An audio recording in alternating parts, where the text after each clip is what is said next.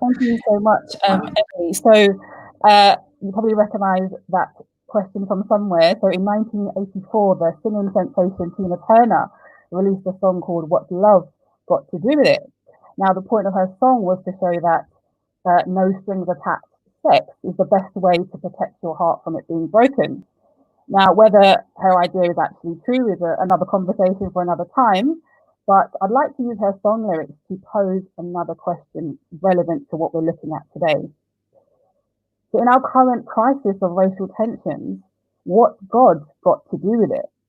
Like Tina Turner song asks, she says, who needs a heart when a heart can be broken? Or today we might ask, who needs a God when the system is broken?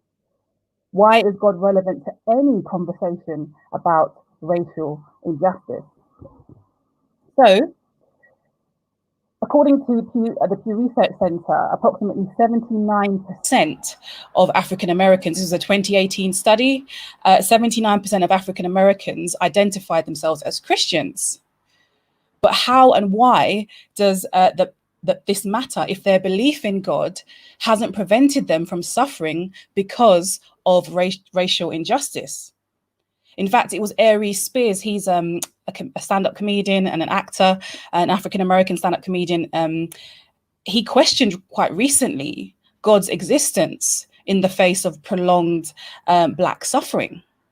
What's God got to do with it? So surely our answer then to any injustice, particularly racial injustice, is better legislation, it's better conversations, and it's better education. Now, I'm not sure if you've seen any of the most recent Black Lives Matter, the earlier Black Lives Matter protests, but I remember seeing footage of a particular protest, and there was this little girl marching in the crowd. And as she was marching along, her fists were clenched, and she was shaking her head in sort of righteous indignation, and her plaits were dancing around. And she was shouting, looking straight down the camera, saying, "No justice, no peace, no justice, no peace." This little girl. Now, she couldn't be more than 8 years old, probably around more like 6, and she's in this protest marching along. And some people have seen her and said, you know what? She's an inspiration. What a voice of justice that we have in this little girl. But others said that it's actually quite sad that in 2020, a little girl is having to protest. It's sad that she shouldn't be free enough to enjoy her childhood, and she shouldn't be free enough to just be oblivious to the fact that people will judge her because of the color of her skin. Now, whatever your thoughts about Winter, her name was Winter Amore Rogers. Whatever your thoughts about her, I think we can take away one important point. All of us, no matter how young, like Winter, or old we are, all of us can intuitively sense injustice. We know intuitively when something is wrong. And so this reminds me of a quote from C.S. Lewis. Lewis was a former atheist turned Christian. He was a professor at Cambridge University. He also wrote children's literature, The Chronicles of Narnia. But in his book called Mere Christianity, Lewis writes this, and I'm quoting, "My argument against God was that the universe seemed so cruel and unjust.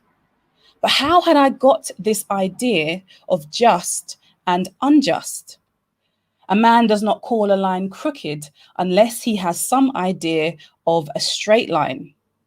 What was I comparing this universe with when I called it unjust?" End quote. I'm just going to read that little bit again. My argument against God was that the universe seemed so cruel and unjust, perhaps where we find ourselves today. But how had I got this idea of just and unjust? A man does not call a line crooked unless he has some idea of a straight line. What was I comparing this universe with when I called it unjust? End quote. And so it seems that Lewis is getting at this idea that our very sense of injustice, our moral outrage, actually points us toward the fact that life should be better. Things should be fairer. People should be treated equally.